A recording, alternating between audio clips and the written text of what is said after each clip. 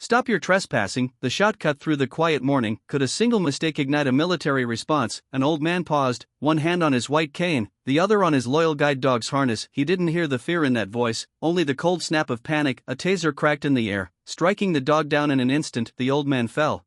Confusion and pain twisting through the silence. Chaos erupted across the street. Exactly 15 minutes later, military vehicles sealed off the block, every inch held tight in olive drab and quiet authority. A 4-star general stepped from the lead vehicle, his gaze steady, his voice calm but resolute. Who was responsible for this?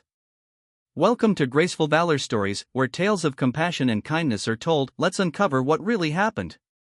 The morning air was crisp in Asheville, North Carolina. Early light spilled across Main Street, touching the neat brick buildings and the hum of a city already at work. Emily Adams watched it all from the window of the coffee shop, her hands wrapped around a warm cup of coffee. The usual crowd moved in a steady flow, suits on their way to offices, kids with backpacks slung low, cyclists weaving past the crosswalks. A gentle quiet hung in the air, punctuated by the buzz of electric scooters zipping down the street. It was the kind of morning Emily liked best, unhurried, calm, almost gentle in its routine. Across the street, she spotted him, Sam Bell, a familiar figure in town, old, stooped, but with a dignity that never wavered. At 78, Sam moved with deliberate care, his white cane sweeping the path in front of him. Beside him walked Guy, his black Labrador guide dog, wearing a bright vest that said service animal. Emily had seen them many mornings, always the same, slow, patient pace.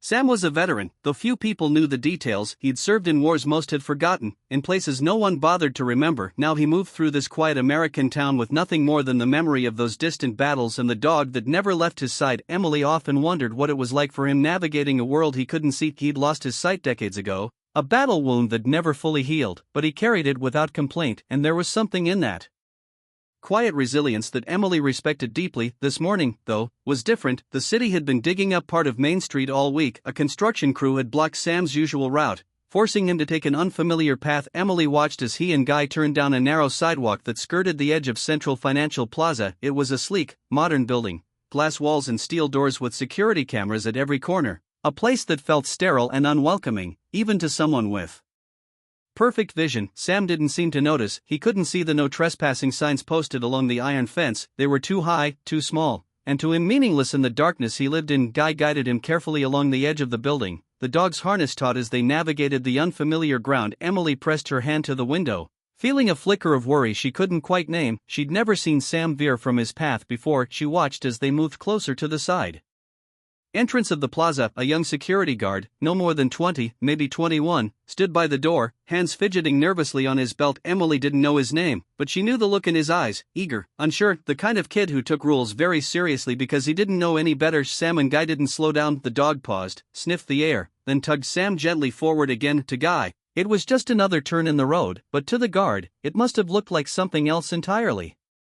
Emily could almost see the moment the guard stiffened, his hand dropped to his belt, fingers brushing the handle of the taser clip there. She felt her own chest tighten as she leaned closer to the glass. Sam kept walking, oblivious to the alarm on the guard's face. His hearing wasn't what it used to be. Emily knew that much. Old injuries from his time in uniform had left him with a constant hum in his ears, a kind of silence that never went away. The guard shouted something, a sharp, nervous bark of command that cut across the quiet morning. Emily couldn't make out the words, but she saw how Sam hesitated just for a moment. Guy turned his head, ears flicking back, but Sam didn't stop. Emily's pulse quickened. She pressed her forehead to the window, willing the scene to slow down. To make sense, she knew Sam wasn't a threat to anyone, but the guard didn't know Sam. All he saw was an old man and a big black dog moving straight toward a door marked staff only. The dog's leash tightened as Guy tried to steer Sam back, but Sam, confused, took another step forward, his white cane tapping uselessly against the smooth concrete. To Emily, it was a moment of heartbreaking innocence. To the guard, it must have looked like defiance. Could one act of panic spark a city's awakening? She watched as the guard's face went pale, his lips moved again. Another order,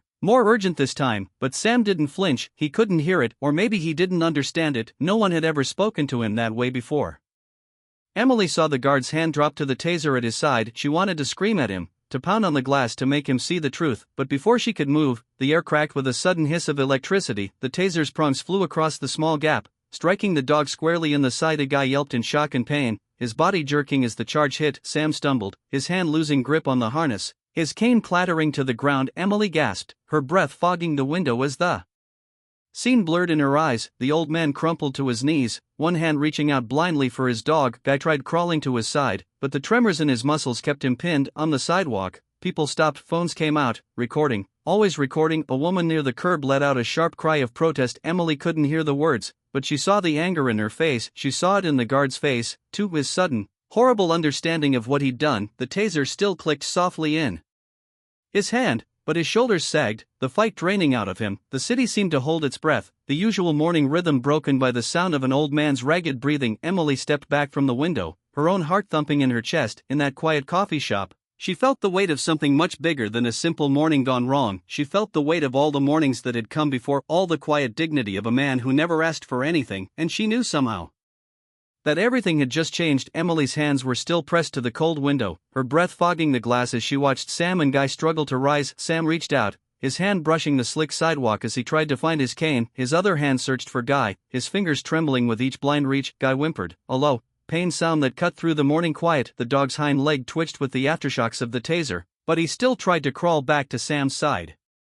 Emily felt her throat tighten as she watched the old man's quiet dignity crumple under the weight of that single terrible mistake. Brian West, the young security guard, stood frozen, the taser still clutched in his hand. His face was pale, eyes wide with the realization of what he'd done. He took a small step back, his lips parting as if to apologize, but no words came out. Emily could see the tension in his shoulders, the way his fingers curled tighter around the taser's grip. He looked at Sam and Guy, an old man on his knees, a dog trembling with pain, and for a moment, his confidence evaporated. He hadn't meant for it to go this far. Sam managed to grip the harness, pulling Guy close with a shaky breath. He didn't say a word, he just held on, his shoulders hunched forward, head bowed. It was as if he was gathering the last of his strength, willing himself not to collapse completely. The sidewalk around them was no longer quiet. People had stopped, some pulling out their phones, others just staring in shocked silence. Emily watched as a woman in a red coat stepped forward, her voice cutting through the stillness. Why did you do that? She shouted, her voice shaking. He's blind, that's his service dog. Brian looked at her, then back at Sam, the taser slipping from his fingers and clattering onto the concrete. Sam didn't seem to hear the woman's voice, he was focused only on Guy, running a trembling hand over the dog's back,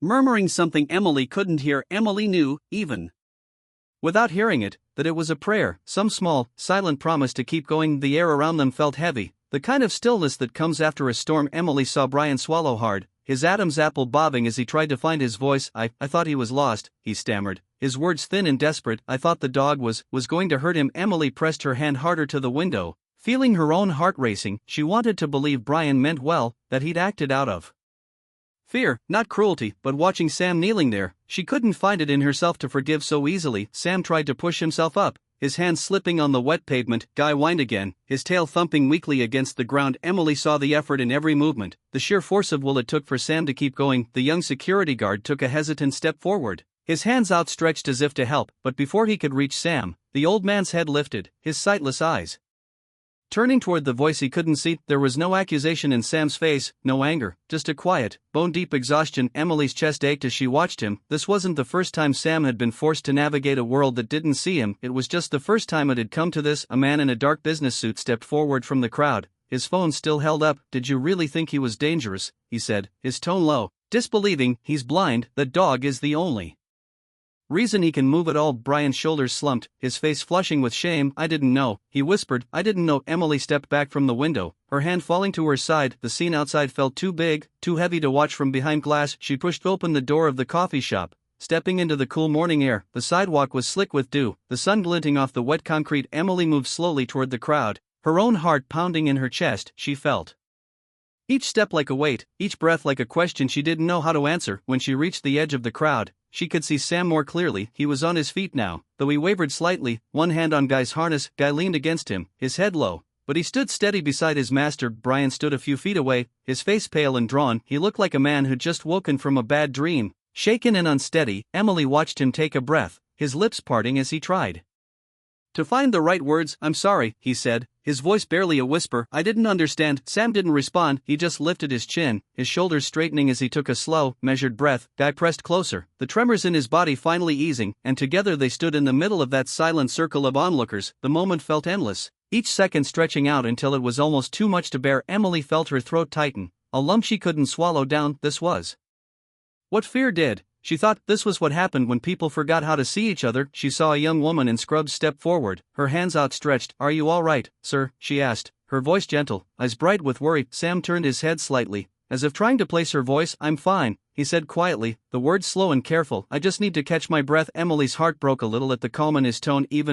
Even after this, Sam wouldn't let the world see him shaken. He had spent too many years learning how to stand tall, no matter how hard the wind blew. Brian took another step forward, his hands still open, his voice pleading now. "I'm sorry," he said again. "I swear I didn't mean to hurt him." He trailed off, his shoulders sagging. Emily watched Sam's face, searching for some sign of forgiveness, but there was only that quiet, heavy calm. Sam reached down, fingers brushing Guy's head, and took a slow, steady breath. The crowd was still. The morning, so gentle only minutes before, felt weighted with something bigger than any of them. Emily felt it in her bones, the knowledge that some moments could never be undone. She took a step closer, her voice low and even. "Let's get him some help," she said softly, her hand brushing Sam's arm. Sam nodded once, his face turned toward her. "Voice, thank you," he murmured, the words no louder than the whisper of the wind. Emily took his arm, guiding him gently away from the crowd. She could feel the tremble in his fingers, the strain in his breath. Guy moved with them, his steps slow but determined. As they walked, Emily felt the eyes of the city on them, phones still up, faces still watching, but for once, it didn't feel invasive. It felt like witness, like the city itself was holding its breath, waiting to see what would happen next. She didn't know what lay ahead, but she knew one thing with absolute certainty. This morning had started with the quiet shuffle of a man and his dog, and it had become something else entirely. Could a military convoy rewrite a city's shame? Emily's hand still rested on Sam's arm as she guided him to a nearby bench, her voice a quiet anchor in the swirling confusion. Paramedics knelt beside him, checking his pulse, their faces drawn tight with worry. Guy lay at Sam's feet, head low, but his tail thumped once, a small sign of life. Emily felt the air shift around them. The murmur of the crowd grew louder, a low hum of voices that rose and fell in waves. Phones flashed, capturing every second, but no one seemed to know what to do next. Then a new sound cut through the chaos, a deep, heavy rumble that seemed to vibrate through the pavement itself. Diesel engines, slow and deliberate, growing louder with each passing breath. Emily turned, her heart stuttering as she saw them. A line of olive-drab Humvees rolled down the narrow street, their headlights cutting through the morning light. They moved with a calm precision that made the entire scene seem to pause, like the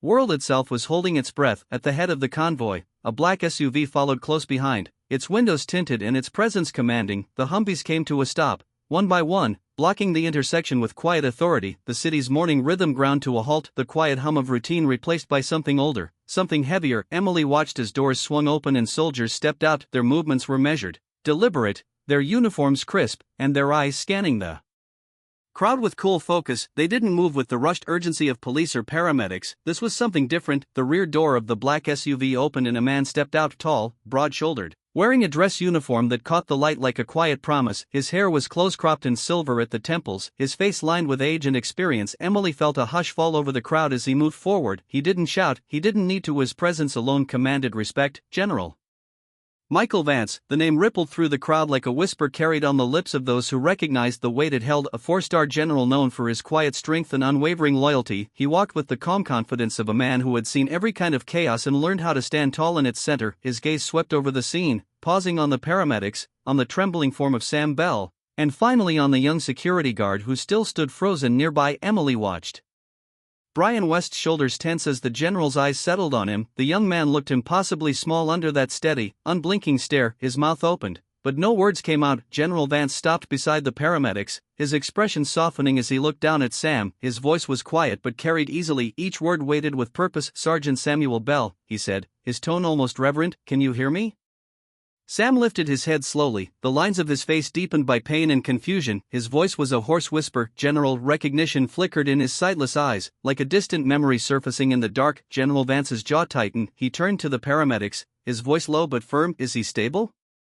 One of them nodded quickly. "Yes, sir, we're monitoring him closely. He's conscious but shaken." Vance nodded once, then shifted his gaze to Brian. The young guard swallowed hard, his face pale and drawn. I thought he was lost," Brian stammered, his voice cracking. "I thought the dog was going to hurt him." General Vance said nothing for a long moment. He let the silence stretch, heavy and unyielding, until Brian shifted uncomfortably under the weight of it. Then his voice cut through the quiet like the edge of a blade. "You thought," he said softly, his words measured and calm, "you didn't see, you didn't ask, you reacted out of fear of an old man who couldn't see you coming." Brian's shoulders slumped, his hands falling limp at his sides. "I'm sorry," he said again, the words barely a breath. "I didn't know." General Vance's gaze was cool and unwavering. "Not knowing isn't an excuse," he said. Especially when it costs someone their dignity or their safety. Emily felt the shift in the air, a hush settling over the crowd like a blanket. People lowered their phones, their expressions changing from curiosity to something deeper, something like respect. She could feel it in her bones, that quiet understanding of what it meant to witness a moment like this. Vance took a step closer to Brian, his voice dropping even lower. "You see that man," he said, gesturing to Sam, who still sat hunched on the bench,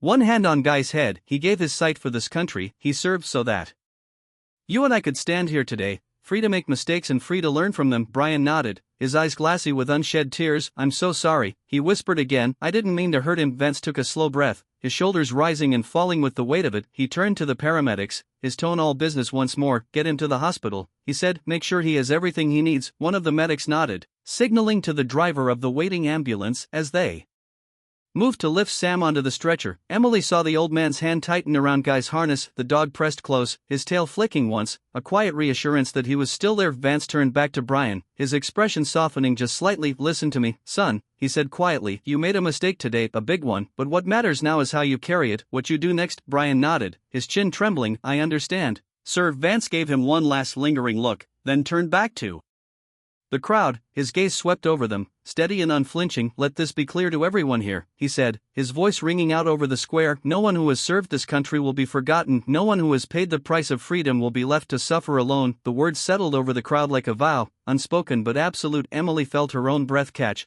her eyes stinging with the weight of it. Around her, she saw people nodding, their faces solemn, their postures straightening as if to honor the moment. As the paramedics wheeled Sam toward the waiting ambulance, General Vance stepped forward and laid a hand on the old man's shoulder. "You're not alone, Sergeant," he said softly, his voice low enough that only those closest could hear. "Not today, not ever." Sam nodded once, his face turned toward the voice he knew so well. Emily watched the faintest smile ghost across the old man's lips, a flicker of gratitude, of quiet understanding, and in that moment, the city itself seemed to exhale, the weight of what had just happened settling into the bones of everyone who witnessed it. Emily knew she would remember this morning for the rest of her life, the way the engines rumbled like a heartbeat in the quiet, the way the general's calm presence had turned confusion into purpose, the way even the smallest voice, when lifted in respect, could shift the air around them. The morning had started like any other, but in the space of 15 minutes, everything had changed, and nothing would ever be the same. General Vance took a final look at the young security guard, his eyes steady but not unkind. He turned and spoke softly to one of his aides, who began making quiet, urgent phone calls. Emily could feel the air shifting again, the weight of authority settling in like the first snow of winter. "I expect the police chief and the mayor at the hospital within the hour," Vance said firmly, his voice carrying a quiet finality. "This will be handled with full transparency. The Department of Justice will be notified and I will be overseeing this investigation personally." He paused, the words hanging in the air like a promise. "No one will be left behind in this." Brian West swallowed, his eyes wide, but he didn't look away. The crowd had grown silent once more, each word from the general landing like the beat of a slow, sullen drum. Emily stood among them, feeling the pulse of it in her own chest, steady, unwavering. The paramedics moved quickly, lifting Sam onto the stretcher with practiced care. Guy pressed close to his master's side, his body trembling, but his head held high. One of the medics reached down to soothe the dog, murmuring quiet words of reassurance. Emily's breath caught as she watched Sam's hand tighten on the dog's harness. Even now, through pain, through confusion, he clung to that connection, to the quiet, steadfast loyalty of a friend who would never let him walk alone. The ambulance doors swung open, the small space inside bright with sterile light. Sam's face turned briefly toward the sky, sightless eyes searching for something only he could see. Then the paramedics lifted him in, the stretcher rolling forward with a gentle finality. Emily stepped back, her hand brushing her cheek as the ambulance doors closed. For a moment, the world held still, then the siren wailed, soft at first, then rising, carrying Sam and Guy away down the narrow street. She let out a slow breath, feeling the weight of the morning settle into her bones. The soldiers around her moved with quiet precision, guiding traffic, clearing the path as the convoy turned to follow the ambulance. They didn't need words, their presence was enough, a silent testament to the promise that had just been made. As the Humvees rolled out, Emily caught one last glimpse of General Vance standing beside the black SUV. His back was straight, his eyes following the ambulance as it disappeared around the corner. Then he turned, stepping into the vehicle without another word. The convoy rumbled away, engines low and deliberate, leaving the street quieter than it had been in hours. Emily stood there, feeling the cold morning air bite at her cheeks, her breath visible in the pale light. She thought of something Sam had once told her in the warm hush of the coffee shop on a winter afternoon. "I can't see the world anymore," he'd said, his voice soft but sure, "but I still know when something important is happening." Emily closed her eyes for a moment, letting those words echo inside her. She turned back to the coffee shop, her footsteps slow on the wet pavement. The crowd was starting to drift apart, people lowering their phones, their conversations hushed. There was no shouting, no chaos now, just a quiet understanding that lingered like the memory of a song. Inside, she set her apron down and took a moment to breathe. Her reflection in the window was pale, eyes wide, but there was something else there, too. Something steady. She had watched a man who had lost so much still stand tall. She had seen fear and ignorance collide with patience and dignity, and she had seen what it meant for an entire city to be reminded of who they really were. Emily knew she wouldn't forget this day, not the way the crowd had fallen silent when the soldiers arrived, not the way Sam had reached for Guy, even as the world closed in around him, not the way General Vance's quiet authority had cut through confusion and replaced it with resolve. She glanced outside again, watching the last of the convoy disappear into the morning light. There was a kind of finality to it, but also a beginning. Like the soft echo of a bell still ringing in the distance, Emily knew the real work was just starting, the quiet conversations that would ripple out from this moment, the small acts of understanding that would build something better than before. She wiped her hands on her apron and moved to pour a fresh cup of coffee. The city outside was already moving on, cars humming, feet shuffling, the ordinary rhythm of a day reclaimed, but she carried the weight of that promise in her chest, the quiet, unwavering vow that no one would be forgotten. Somewhere across town in a hospital room bright with morning sun, Sam Bell lay resting. Guy was there too, his head resting on the old man's knee, his tail thumping gently every time a nurse walked by. Emily liked to imagine it, the way the dog would watch every movement, every gesture, as if guarding something too precious to name. In the days to come, there would be questions and statements, policies re-examined and apologies offered. There would be news reports and official inquiries, but in the quiet corners of the city, in the small conversations that mattered most, something deeper had already shifted. Emily understood now. It wasn't about headlines or press conferences, it was about seeing each other, truly seeing, beyond uniforms and titles, beyond fear and assumptions. It was about remembering that some debts could never be repaid, only honored. She poured another cup of coffee and watched the steam rise in the early light. Her reflection in the window looked back at her, a little older, a little wiser, but still steady. The morning had begun like any other, but it had ended as a quiet testament to dignity, to courage, and to the fierce loyalty of a dog who never left his master's side. And in that hush, somewhere between the last echo of the siren and the first rustle of the day beginning again, Emily understood what Sam had always known. Even in the dark, some things never stop shining, and in that light, no one is ever truly left behind. In our darkest moments, kindness still finds a way, often in the quietest places. Not everyone who helps wants recognition, some just need to know that today someone isn't going hungry, and sometimes that alone is enough to change a life. You may forget the story, but if no one retells it, history stays silent forever. Subscribe to Graceful Valor Stories, where justice is honored, kindness is remembered, and no act of quiet heroism is ever lost.